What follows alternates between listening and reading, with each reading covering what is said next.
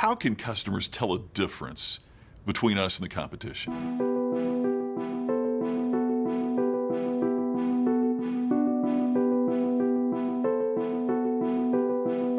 But there is no product that is required to become a commodity. It depends on how you treat it.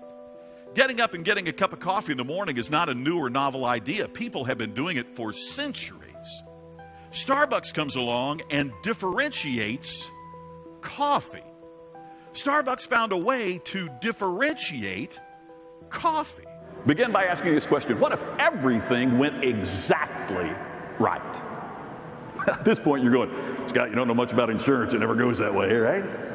But you've got to ask yourself that question. If everything went exactly right, what would that look like? What would that sound like? What would that feel like? How do we do that? Then, what are the steps that we need to execute to get us there? Be as precise and as exact as you can. The exact steps that it takes to make it work out this way. Are there roadblocks that would prevent us from delivering that ultimate experience? Because the fundamental goal is to create an ultimate client experience for every client, for every prospect, every single time. Ladies and gentlemen, thank you so much. One of our best sales speakers ever. I'm going to say the best sales speaker ever, Scott McKain. Thank you, Scott. That was great. He's dynamic, engaging, uses a lot of humor. Uses great examples. It's giving me ideas and helping me to figure out how to make my business distinctive. The customer demands more, and therefore we have to demand more of ourselves.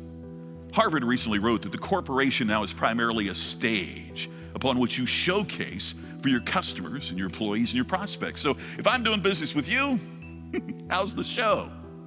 What type of experience are you creating for your customers, and how are you helping them create experiences that are absolutely amazing? In my first book, All Business is Show Business, I wrote that the purpose of any business, the purpose of what you do with SAP, the purpose of what you're helping your customers do, is to properly create experiences so compelling to your customers that their loyalty becomes assured.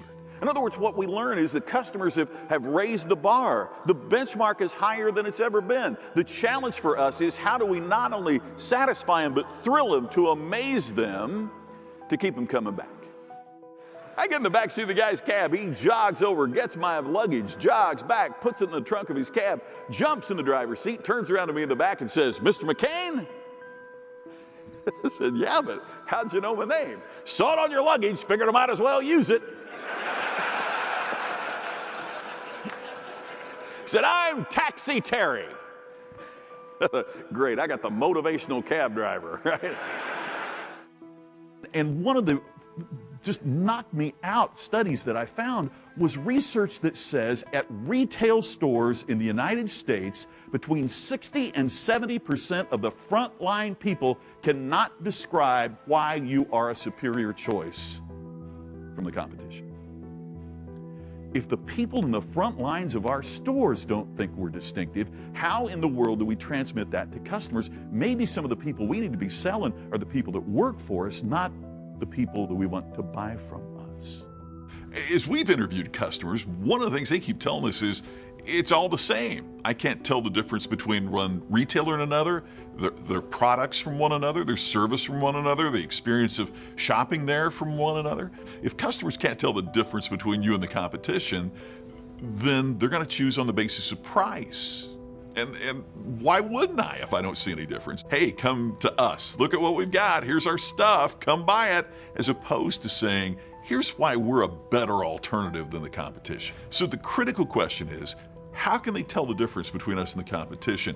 Why would they choose us as opposed to the competition? We've got competitors imitating us, and in some cases, maybe we're trying to imitate their advantages.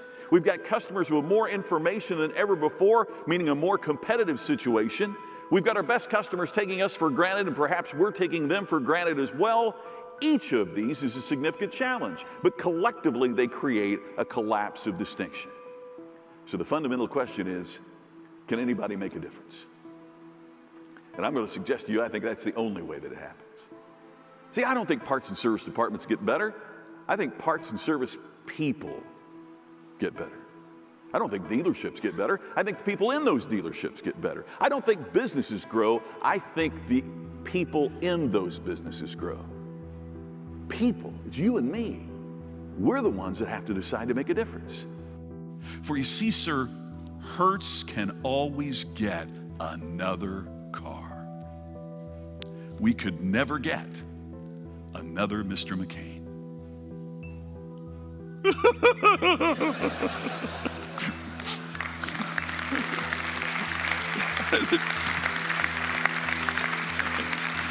I didn't mean to hit him. He stopped. You know, and at that instant, I became a Hertz customer forever, for life, right?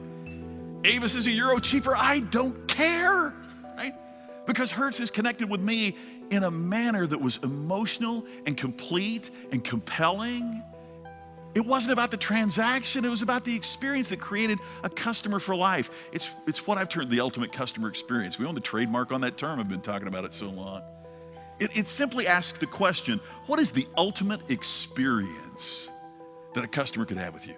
By the age of 21, Scott McKain had met with the President of the United States in the Oval Office and the Chairman of General Motors in GM's Detroit boardroom. His early experiences inspired a lifelong commitment to innovative business ideas. Forbes has named his blog as one of the top resources for thought leadership. Social Media Marketing Magazine called him one of the 50 most influential marketing experts, and Jen Juice named him one of the top 25 people for young professionals to follow on Twitter. He's been quoted repeatedly in the Wall Street Journal and New York Times, featured in USA Today and on Fox News. And his book, Create Distinction: What to Do When Great Isn't Good Enough to Grow Your Business, was named by 30 major newspapers like the Miami Herald as one of the 10 best business books of the year. From playing the villain in a film that Roger Ebert named as one of the 25 greatest films in the history of the cinema, to being a nationally syndicated commentator seen weekly by millions, to a successful business leader, Scott McKain's background is diverse and profound. It's why this Hall of Fame speaker is the highest-rated presenter in the history of technology giant Cisco, and why he's the perfect choice for your next event. So when you get back home from this important event, you're getting ready to hit it one more time. Would you think about what we talked about this morning? Maybe splash a little extra cold water in your face. Look at yourself in the mirror and say, today I create distinction. Thank you for the Chase movement. That's it. I appreciate it. Oh, I appreciate it. Thank you so much. Thank you. I appreciate it.